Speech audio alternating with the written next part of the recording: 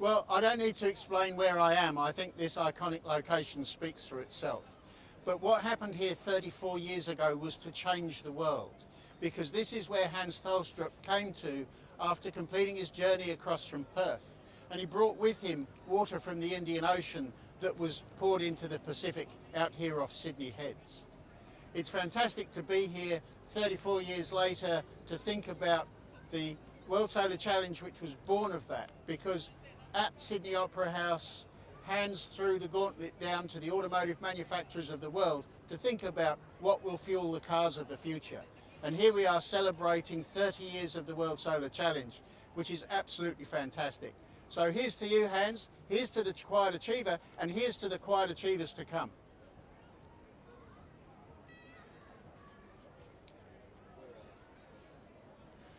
And Hans Thelstrup brought water with him from Cottesloe Beach when he crossed the continent. And it's marvellous to think that here we are 30 years later in this iconic location to raise a glass to Hans and the Quiet Achiever, the car that started it all, and the Quiet Achievers to come. It's only fitting on the 30th anniversary of the World Solar Challenge that we should be here at this iconic location to remember Hans Thelstrup, who brought this water from Cottesloe Beach in the Indian Ocean to put into the Pacific when he crossed the continent, so we can raise a toast to Hans and the Quiet Achiever and the Quiet Achievers that are to come. It's fantastic to be thinking here on the 30th anniversary of the World Solar Challenge of Hans Thelstrup's first crossing of the continent with the Quiet Achiever, so let's raise a glass to him and the Quiet Achiever and the Quiet Achievers that are to come.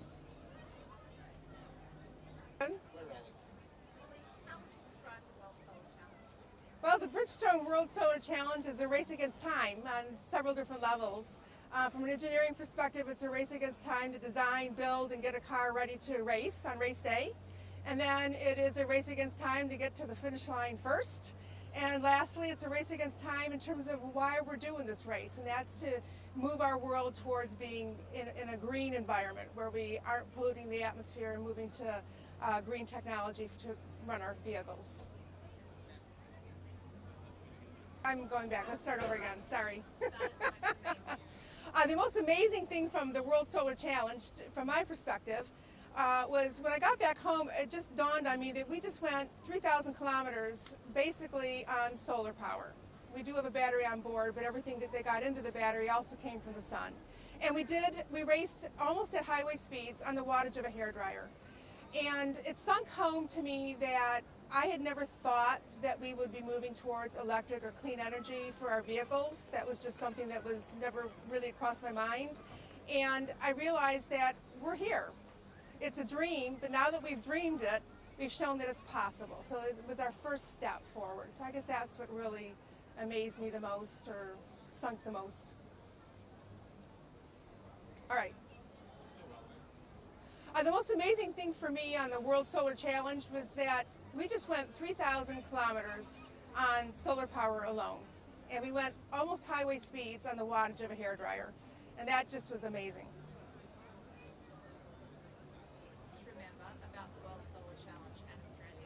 The things that I most remember about the World Solar Challenge and about Australia have got to be, number one, the people. Everybody that was on that starting line and working on the vehicles, they were just amazing individuals. Australia, such a generous people.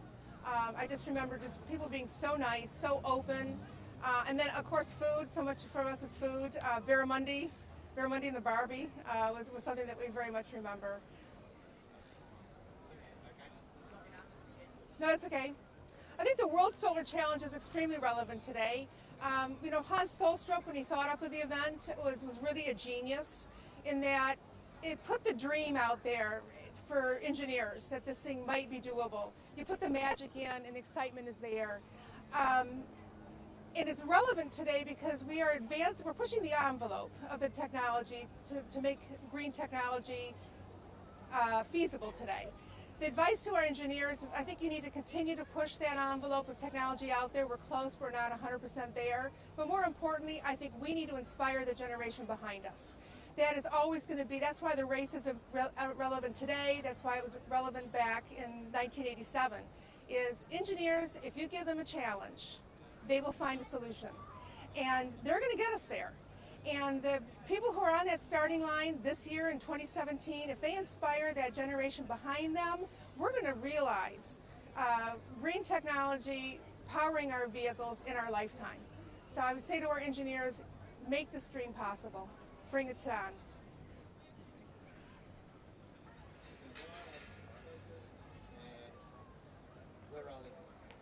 Molly, it's delightful to be able to see you here in Sydney. We know you're on holiday with your family, but to take some time to come and talk to us about your memories of the World Solar Challenge in the historical context is absolutely fantastic. And I'm sure you've got lots of memorabilia from 30 years ago, but I'd like to give you a token of memorabilia from now.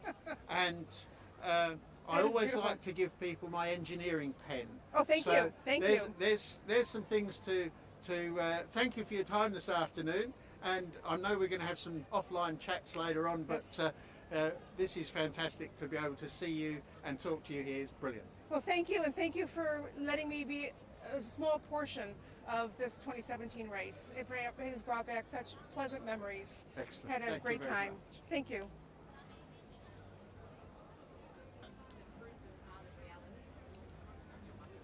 Sustainable transport is an imperative. It's what we're all working towards. It's why we've introduced the cruiser class, and we're showing some real advances in the technologies that's leading to that very goal.